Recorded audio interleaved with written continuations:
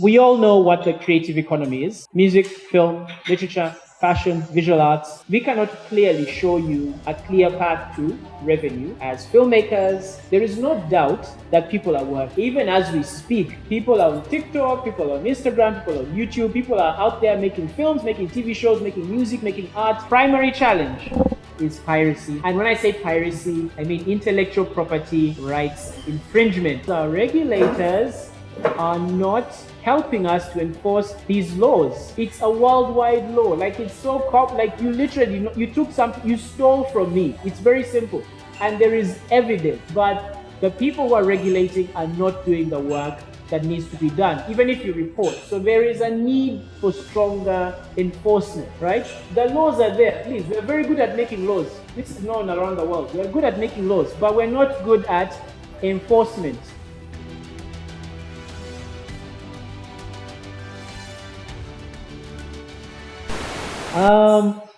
We all know what the creative economy is.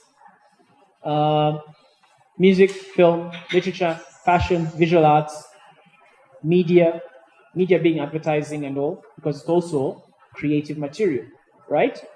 We just watched an ad about piracy. That was generated by creatives, no? As long as there's intellectual property within that piece of content or item or material, it is part of the creative industry, part of the creative economy. Now, maybe I should say I'm using economy and industry interchangeably, but those two are different. An economy is generally what we have in Uganda. There are people who are making work. There are people who are buying the work. There is some sort of policy that's working within our industry. But for an industry to operate, there's a clear line. Let's take an example of the car industry, right? They make cars, they sell cars, money comes in, and the cycle continues. Our economy or our sector is not as organized. There's a lot of fragmentation along the way. Because I cannot tell you, we cannot clearly show you a clear path to revenue. As filmmakers, music, maybe there is a clear path, right? Visual art, it's not as clear, okay? Literature still, even though if you compare internationally, you know what the path should be, but we haven't quite defined it here. It's not set. We don't have unions that are really agitating for our rights, even though they exist, and it's not a criticism. It's an opportunity for us to strengthen them, to work together, right? In America, they have guilds for everything. Editors, actors, musicians, production designers, everywhere. That's not clear here, okay? And this is some of the reasons why vices or crimes like piracy exist and continue to thrive, because we don't have strong associations that can go out there and tell the governments that this is wrong, we are losing money, we cannot operate if these things continue to exist. So it's on us to come together in our different fields, but also as an industry, as an economy, as a sector, as a whole.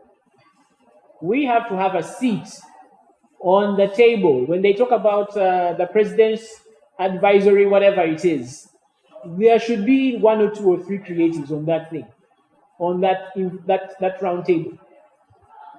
Why are we not there? Okay? Now, I'm asking questions, and obviously the answers have to be thought of for us, within us, but there is a way we can do it together. As you can see, you'll probably read through the presentation, that $4.2 billion, that's our potential in Uganda. It's estimated, but there is an opportunity, right? We are the people who have that data. We're the creatives. We have challenges. We know how much we're making our work for. We know where we're selling it or not. And we know what opportunities are out there that we can take advantage of.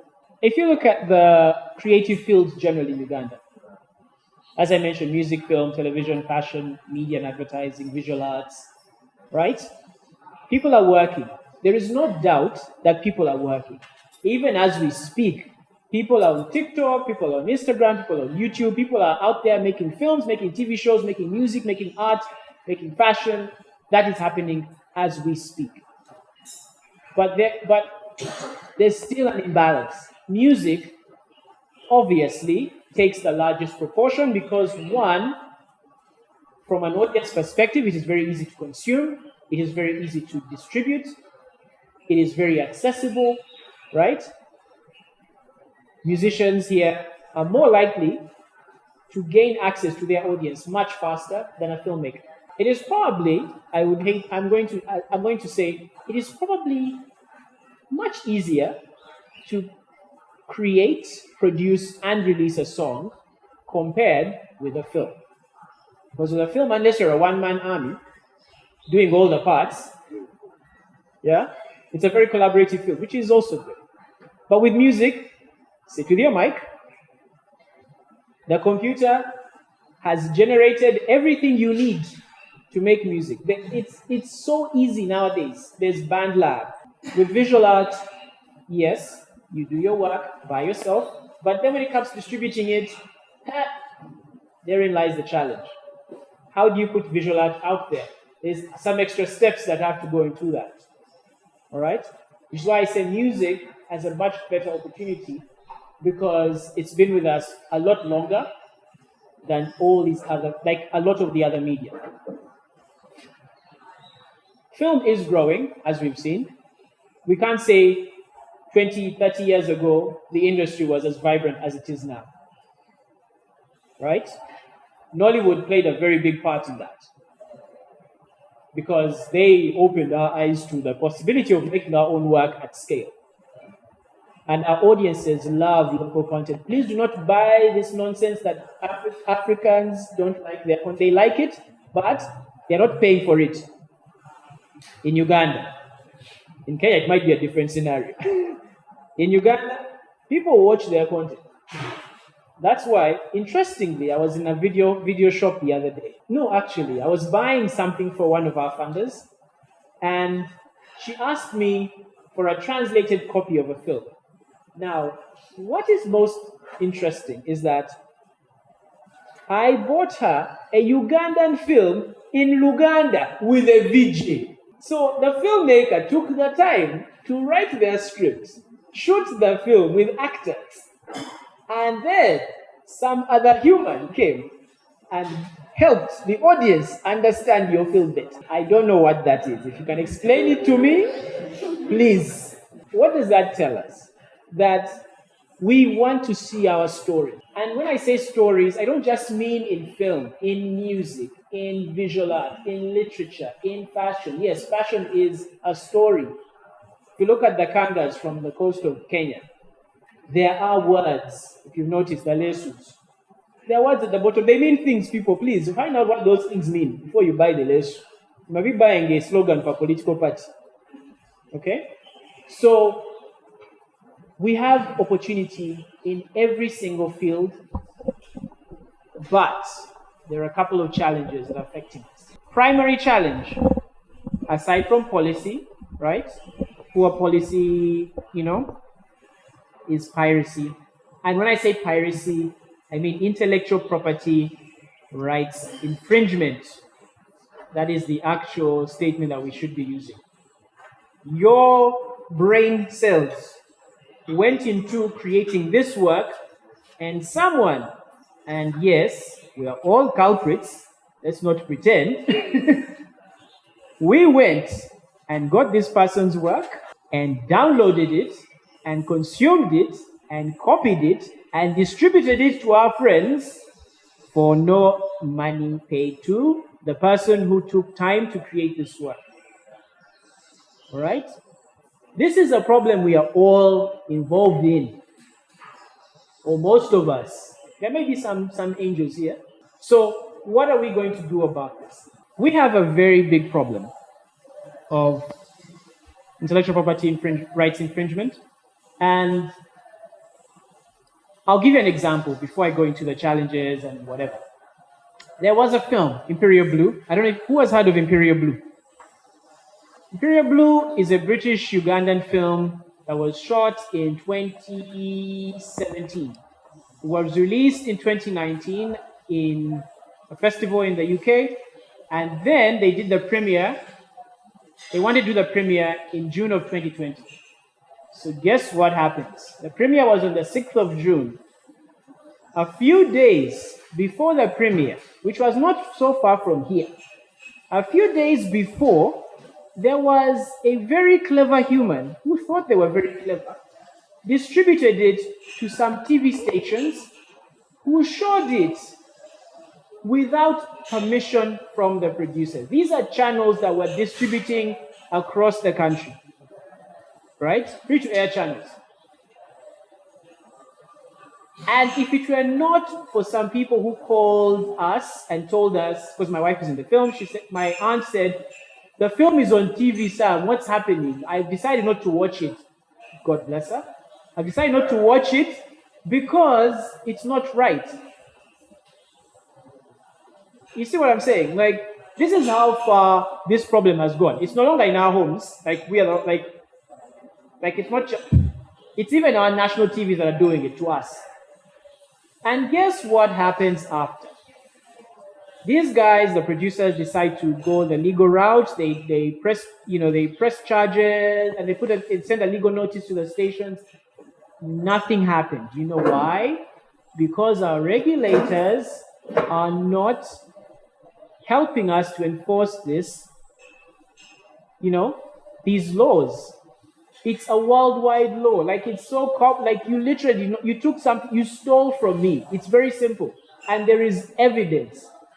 But the people who are regulating are not doing the work that needs to be done, even if you report. So there is a need for stronger enforcement, right? The laws are there. Please, we're very good at making laws. This is known around the world. We're good at making laws, but we're not good at enforcement. And this is affecting everyone. Also, there is no public awareness, people. Like, when you tell someone, like, people have no concept that when they go to the video shop, they are buying stolen property. They don't even know. Okay? So we have a big job in letting them know that, by the way, if you're to purchase something, please verify that it is not taken from the creator without payment, that it is stolen. And I'll use the word stolen because it's actually that, it's theft. So we have a job as creatives to come together and speak to the powers that be and tell them, look, we would like to find ways to enforce these laws. In Kenya many years ago, when I was there for a conference, and they had stickers that you put on the covers of the DVDs, right? Stickers from the Kenya Film Classification Board that verified that you bought this thing legally. Right? Now, of course, I know these things are easy to duplicate, but at least it was a step in the right direction, even though it could have been, could have gone a few steps further. But I feel like there is a need for us to also demand that if someone like these TV stations that showed this film were caught and evidence showed, that they should be, for example, fined and shut down for a month or two. Now, if you've been in TV and if you follow that TV revenue, a month of no TV on revenue is a lot. Once you show 1 or 2 or 3 examples of that, just know the TV stations won't do that. Economic barriers. Now, the TV channels or the broadcasters in Uganda are claiming that our work is very expensive to acquire, as it should be, because we make it for a lot of money.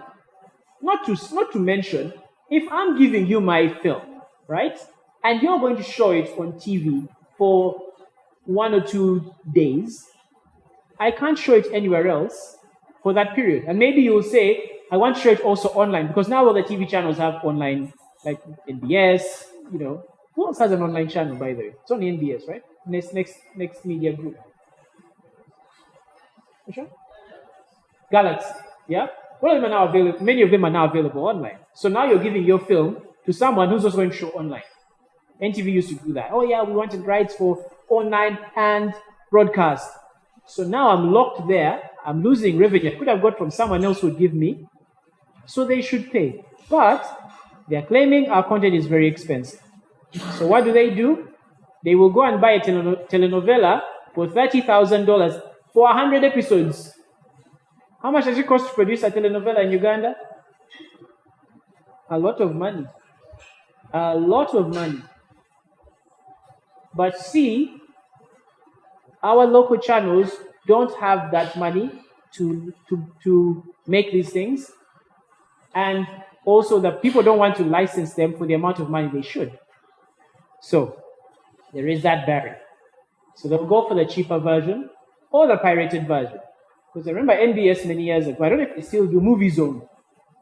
They show all the Hollywood films, latest, on your TV, in the comfort of your home. Okay. So, what are the recommendations? Really, it's very simple. Strengthening the laws, copyright laws. We need to update our legislation. We need to work with our partners across the country, across the region, across the continent, to make sure that all of us are keeping track of each other's content. The collective management as organizations, the CMOs, I think that's the full, collective management organizations like Uganda Performing Rights Society, Uganda Federation of the Movie Industry, like even the publishing organizations. Everyone needs to work together with partners across the continent to make sure that, one, our content is being distributed legitimately, that if there's anything that's happening illegally, that they can verify with us. If something's being showed in Kenya, they would say, okay, have those rights been released to you if you're the distributor in Kenya? We should be able to talk to each other and make sure that we have a big network of organizations that can enforce these laws. Okay? Which also goes to the industry collaboration. If I'm using a song from one of the musicians, I should ask for permission. Guys, you should not use a song for free. It's important that we put mechanisms in place for that to happen, so that I can use music from a musician in Uganda. I can put an artwork in my film and also pay the rights for it. The economic benefit should spread to everyone, not just one person. Okay? We need public awareness campaigns. Okay? We need to go to someone, probably the government, build a project, do communication. We're talking about MTN, Coca-Cola. Those people advertise like you don't know them. Every day you wake up, it's like MTN, you don't know who MTN is. They're starting afresh. That's what we need to do until we get to that point where people understand that people's rights need to be paid for. People's work should be paid for and respected. We need to make sure those campaigns go out. And they don't have to cost a lot of money. Guys, people are making content on TikTok for close to nothing. We have to make sure that people understand what it is we do, how much it costs to do it, and why it's important that they should get it the legal way. And now, technology adoption is also another avenue that we could utilize. It's a secure way to verify content. But also, in terms of, that's just one way of verification. So it's important that your rights are protected and secure. It's a secure way of protecting your content. So we need to be able to utilize that. It's a little more complicated and complex, right? You have artificial intelligence. Oh, I haven't even talked about artificial intelligence. By the way, please note, ChatGPT is using your material. We, as a collective of creatives and our associations, need to speak with all the individuals who are running all these artificial intelligence platforms and tell them, please, if you want to use our content, there has to be some economic benefit that comes to us. We need to be able to track our content online, our works online. Because let's give an example, visual art. People sell prints, right? Those prints can go anywhere. Remember those days when you go online and you download an image and you put it there and you put it on your website, blah, blah, blah. That's infringement. You don't credit the person or the source. As long as you don't do that, that's political rights infringement. I mean, intellectual property rights. Jesus Christ. Political rights. Yeah, art is politics.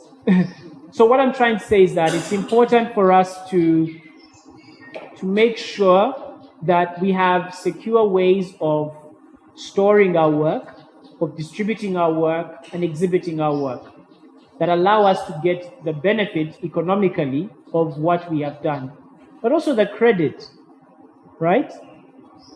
The credit of the work that we're doing.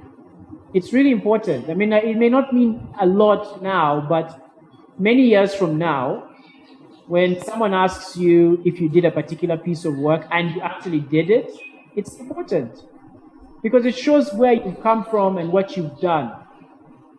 Okay?